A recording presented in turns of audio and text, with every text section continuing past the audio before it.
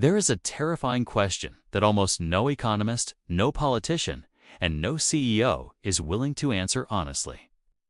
It is a question that haunts the edges of our sleep, buried under the noise of stock market rallies and tech product launches. For 10,000 years, the equation of human survival has been brutally simple. You work, you create value, and in exchange, you eat. From the farmers of ancient Sumer to the factory workers of Detroit, the economy has always needed human beings.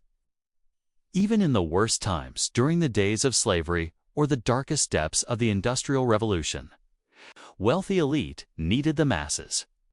They needed your muscles to build their pyramids, your hands to weave their cotton, and your eyes to watch their machines. This mutual dependency created a strange kind of safety. It gave the working class leverage. It gave you the power to strike, to unionize, and to demand rights. Why? Because without you, the gears of the world would grind to a halt. But what happens when the machine doesn't need your muscles or your brain? We are not standing on the edge of a recession. We are not facing a temporary dip in the labor market. We are staring at the dawn of a new historical era. The rise of the useless class. This term isn't meant to be an insult. It is a cold, hard economic classification. And the most frightening part of the future isn't that robots will rise up and destroy us in a violent war. It's that the economy will simply look at you, calculate your value against a server farm in the desert, and decide that you are no longer required. The greatest danger we face isn't exploitation. It is irrelevance. To understand why this time is different, we have to peel back the layers of our society and look at the invisible glue that holds it together, the economic social contract. Since the dawn of modern capitalism, there has been a hidden agreement between capital and labor. The rich owned the factories and the land, but they couldn't run them alone. This biological limit of the wealthy fact that a billionaire still only has 2 hands and 24 hours in a day was the single greatest protector of the middle class. It forced the distribution of wealth. It forced the creation of a consumer base. Every time technology advanced in the past, economists comforted us with something called the lump of labor fallacy. They told us not to worry. They said technology doesn't destroy jobs, just changes them. You stop digging ditches with a shovel, you start driving the excavator. You stop filing papers by hand, you start managing the database. The logic was always the same. Technology automates the dangerous and boring tasks, leaving the human tasks for us. But that logic relied on one fundamental assumption that is no longer true: that there is always something a human can do better than a machine. Today, we are witnessing the Great Decoupling. For the first time in the history of life on Earth, intelligence is decoupling from consciousness. We used to think that to be smart, you had to be alive.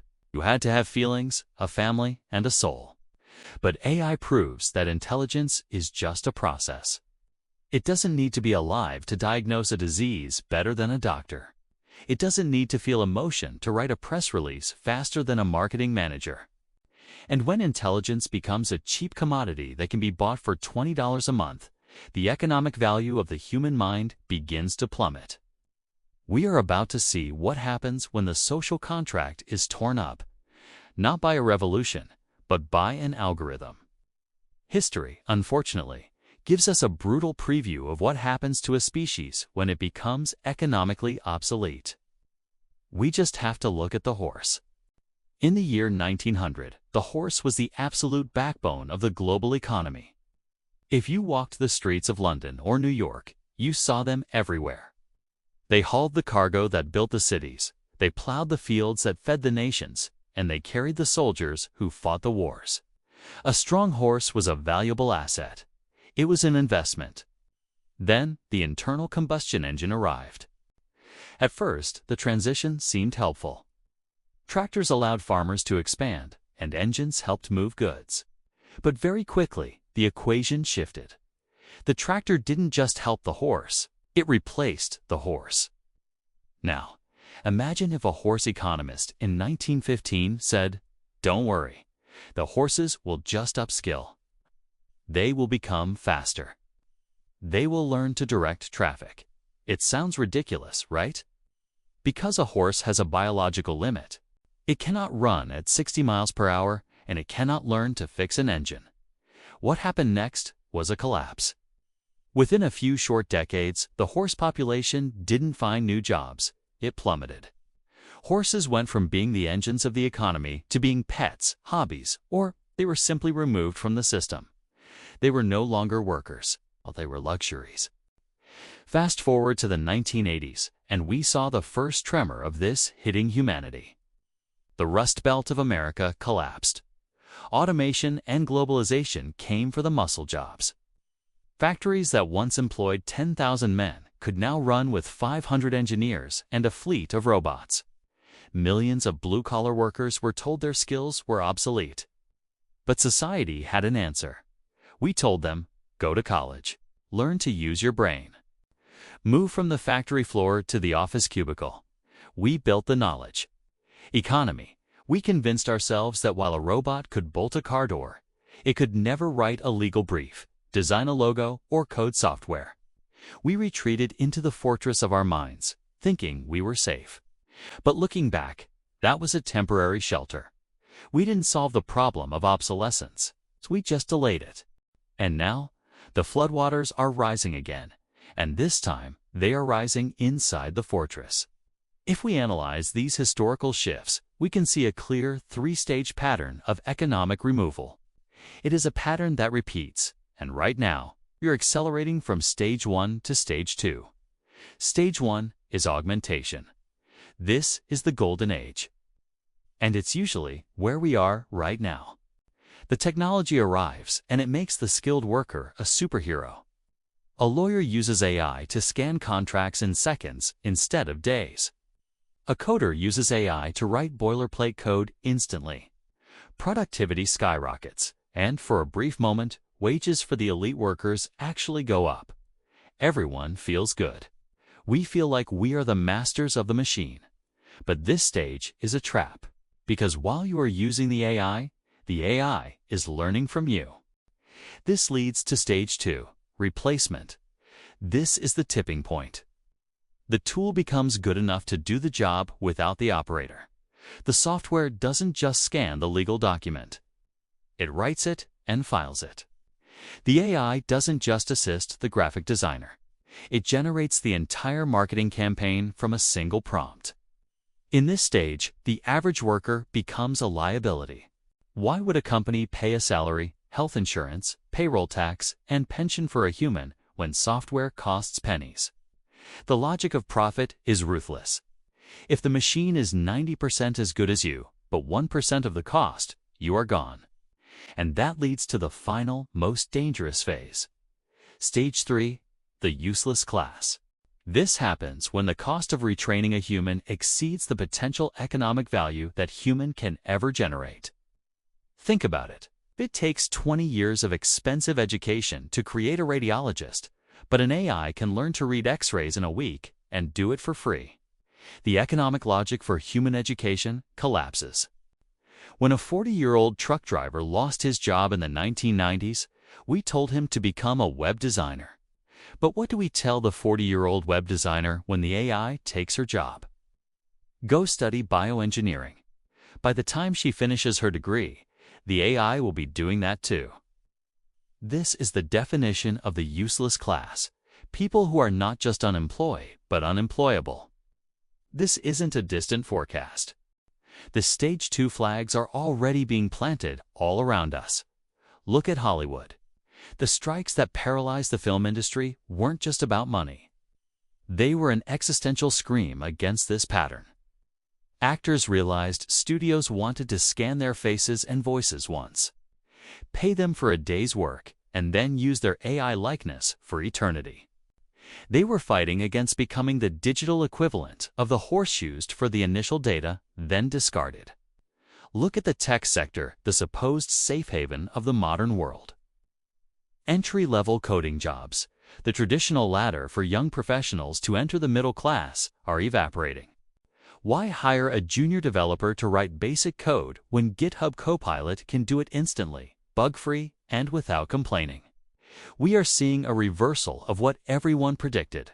We thought robots would take the jobs of gardeners and construction workers first.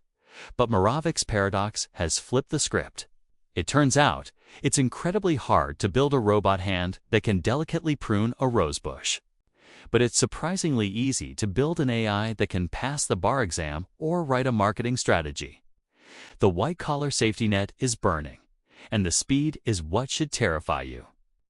The Industrial Revolution took 100 years to reshape society.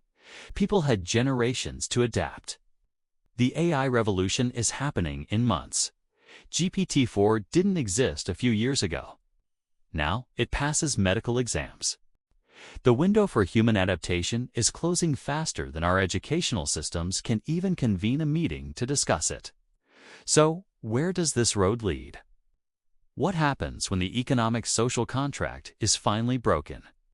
If we stay on this trajectory, we are heading toward a world of extreme abundance and extreme inequality, unlike anything we have ever seen. On one side, we will have a tiny elite, the owners of the algorithms and the data centers. They will possess wealth that makes today's billionaires look like paupers. The cost of goods and services might drop to near zero because robots work for free energy. We could see a world of deflation where everything is cheap, yet no one has money to buy it. On the other side, we have the masses. And here is the darkest realization. If the masses have no economic value, they lose their political power. Democracy was built on the idea that the government needs its citizens. It needs them to pay taxes. It needs them to serve in the army, and it needs them to work in the economy. But in a world of AI armies and automated economies, the state doesn't need you. And if the state doesn't need you, why would it listen to you? We might see the rise of Universal Basic Income, or UBI.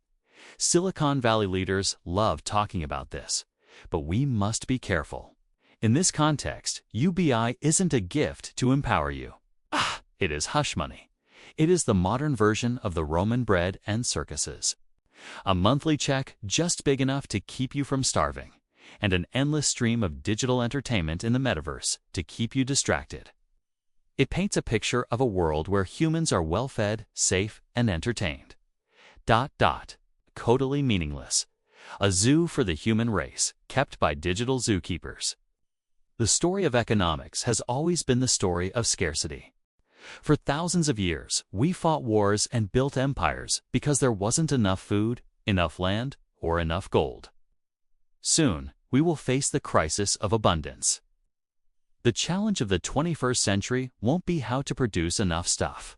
The machines will do that. The challenge will be how to find meaning when the market says you have none. We have to decide right now, before the contract is fully shredded. Does a human life have value simply because it exists? Or is our worth only tied to the profit we can generate? The economy has already made its choice. It is optimizing for efficiency, not dignity. Now, we must make ours. If we want to rewrite this contract, we first have to understand the fine print. If you want to stay ahead of the curve and understand the forces reshaping your reality, make sure to subscribe to Economy Rewind. The future is coming, whether we are useful or not.